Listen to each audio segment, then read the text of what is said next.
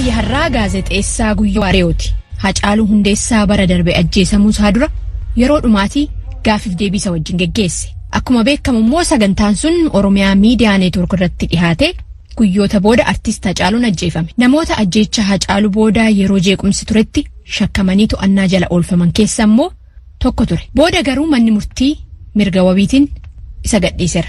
Guyyoon amma Itoophiyaadhaa karaa daangaatiin bahee biyya ollaa keessa jiraachuusaa ibsa. Waan oggasiif ergasii ta'e akkasumas jireenya fi hojii isaa irratti jijjiiramna akkamiifaa ergasii akka uumame irratti wajjin mari'anneerra. Gara hojii gaazexeessummaa akkamitti akka seenterraa kaanu.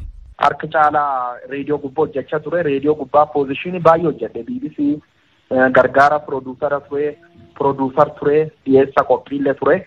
Kanaafuu reediyoo baay'inaan beekamtu tokko gar Boorana Haffaa Oromiyaa keessatti hin beekamti. Walee damma sagantaadhaan tokko achirratti pireezentarii ture eegee 2018 gardhumaatti Oromiyaa Miidiyaa Neetwork biyyi seeneennaani achitti dabalamee jechuu yeroo sun maastersi kiyyallee waan barachaa turee fi yuunivarsiitii Finfinneetti keessummaa OMN namoota gargaara itti dhiyeessaa ture.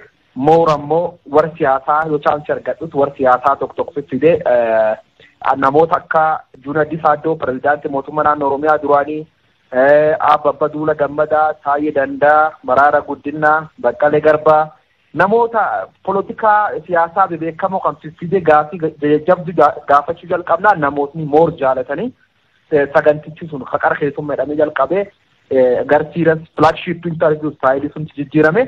Taatuun ammoo yuunivarsiitota dhuunfaa barsiisa ture. Rift Valley kaampaasota Finfinnee keessatti paartaayimiilee leeksharaa ture.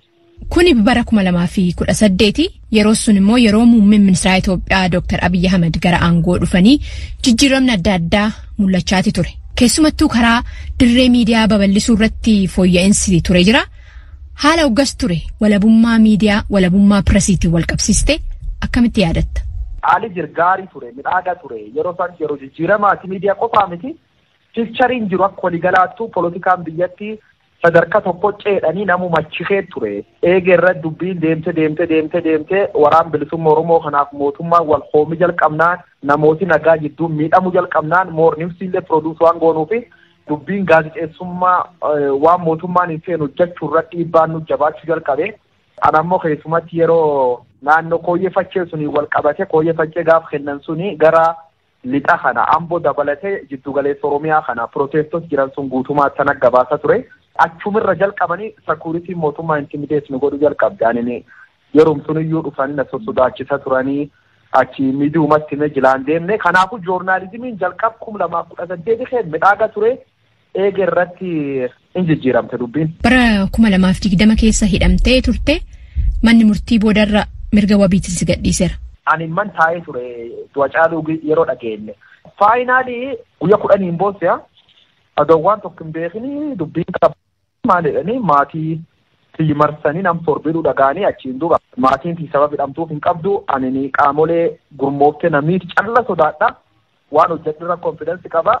Kanaafuu yoo qaamni mootummaa qulqullichi dhufe na gaafate bakka jiretti maa'ee foloo godhanii dhufanii na qabanii jechuudha. Himati ammoo ani ittiin himatan jalqaba guyyaa Hacaaluun ganamisa OMN irra ba'ee akka namooti walijjeessan wal balleessan OMN irra yaamichi godhe akka namni wal balleessu godhe isaa jedhan himati jalqaba kana.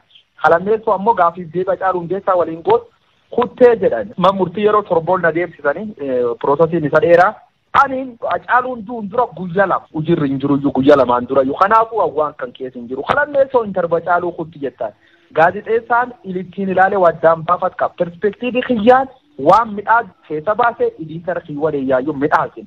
Achi keessa yoo seerii na gaafachiis jiru haatee na gaafadhaa jedheen amma murtiisin. Kunuunsi gaazexeessummaati akka itti badhu waan barbaachisa yaayyuu dabarra. Himati ittiin himatan beekles bakka waan ittiin na himatan dhabanennaan kan na dhiisanii jechuudha. Ergaman hidhaati baatees amma biyya jirtu kanatti odoo bahin jechuudha amma tokko biyya turteettami? Yaa biyya keessa mirgwaabiif neegii gadhiifameen boodallaan naannoo ji'a 5 ture amma murtii onaayaa manni taa'anii deemedhe sun namni natti hin deebine. Alleen ammoo meeshaa xiifaa qabamuu dhageenyaan uummata Oromoo birri gargara na gargaara ture qarshii uummatii na gargaarsun cuuf akkaawuntii guutuu firiis godhanii kompiitaa waan amman keessa fudhachuuf narra fudhatanii achi bakka naa kennaa meeshaa kan jennaani oliyyadhi maani dubbina deebifnaa fudhadhaa jedhee meeshaan ammoo keessa hin jiru jedhee Dhiisee ture duubirra dubbiin ammallee nageenya kiyya shakkennaan biyya bahuuf murteessee jiru. Karaa feesbuukeetii torban muraasota dura waan maxxansiteetu jira. Odoo viizaa qabduu buufata xiyyaaratti akka ugguramte suuraa adda addaallee maxxansiteetta. Haqa jira keessa uummata beekuu qabaadhee waan feesbuuk irra qori. Jeneraalee eetimaniidhaati bahenduuf dubbina jabeessan. Na hordofanii manki cufayyuu naannoo guyyaa 5tiif under house arrest na turtan aanan daa'imni kiyyaa bitanii seen cufayyuu sadarkaa itti sakatta'uu ga'uu gaanii ani wanni kun jajjabaatee haali jirnaa ta'uu didee bakka lafsana deemuu qabaa jedhee murteessennaan eerpoort irra yeroo 3 ol na deebisanii immigireeshiniin biyya bahuudhaan dhoore. Bani murtii biyya bahu yookaan tiraabil baaniin narraa hin jiru. Garuu sabalaa akaalno jedhanii erga deebiin.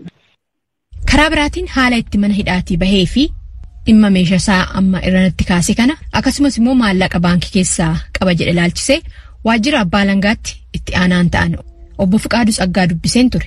Kan isaa rakkoon hin jiru yennoo fidatee erga meetamnee oggaa tokko taree ta'aa jira miti akka beekamutti oomishamuu baate meeshaan isaa qorannoof kan qabatamuuf hin jiru. Maaninni innillee gaafanne ta'a malee agammaa wanna turuu miti kan isaa rakkoon hin jiru. Mirga qaba namni tokko shakkama wanta shakkame irratti qorannoon gaggeessita ragaan hoo jiraatee ni matama yookaan immoo erga mana hidhaatii bahee booddee mirga wabii isaa erga argamee fi booddee wanta sodaachisuuf hin qabnu mirga kan hin qabnu hoo gochi akkanaa jiraate yennoo fidanii nama akkanaatu kana goraa jira odoo jedhee nama sana irratti qorannoo gaggeessinaa malee mirgi isaa dhiibamuu irra hin jiru. Bakka buufata xiyyaaraatti immigireeshiniitu hojjeta. Immigireeshiniin haala eenyutu isa orguu danda'are kan aangoo qabu isaanuma barachitti manni murtii haa ba'u jedhee mirga wabii eegeefi nutis simannaa irratti hin banne qallakkisnee jirra. Namni kana hojjetuu barbaadus hin jiru. Sirni akkanaatis hin jiru. Garuu hojii mootummaa keessa ta'anii namni dhuunfaadhaan yakka hojjetuu hin danda'a. Aangoon ala hojjechuu hin danda'anii namni aangoo isaatiin ala hojjetee seera cabsee mirga namaa akkanatti sarbu kun hoo ragaa arganne wanti ittiin gaafatamneef komii qabuun bakka bu'aa nama isa bakka bu'een dhiyeessuu hin danda'a. Hoo danda'ee qaamaan dhiyeessuu hin danda'a. Gaafachuu irratti rakkoon hin jiru.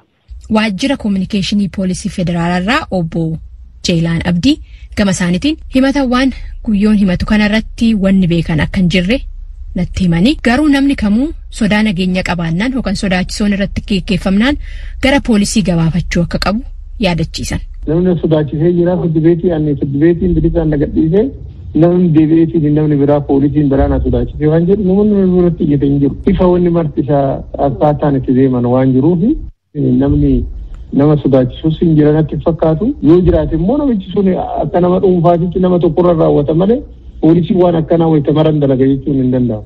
Waan fiddibeetiin gadhiise poolisiin keessa seeneetiin maaliif baate jedhee namicha wanni olii gad oofuuf illee hin jiru. Kun waan seera irra ta'e heeraaf seera biyyattiirra waan ta'e innosanti farsaniidha barin. Namni biraa maaliif isa barbaada ka jedhu namni nu biratti iyyate hin jiru. Poolisiin nu ka dalagu heeraa fi seeraan dalagu. Dhaabbata mirga gaazexeessitootaa eegsisuudhaaf hojjetu CPJdha. Bakka buutuu biyyoota offee Sahaaratii gadi hin ta'an Mutookii Mumoo yeroo guyyoon mana hidhaa turetti dhaabbatichi akka hin hiikamuuf falmaa fi turuu ibsanii hunduma isaaniituu odeeffannoo naa kennaniif galateeffachaatiin sagantaa kana xumura.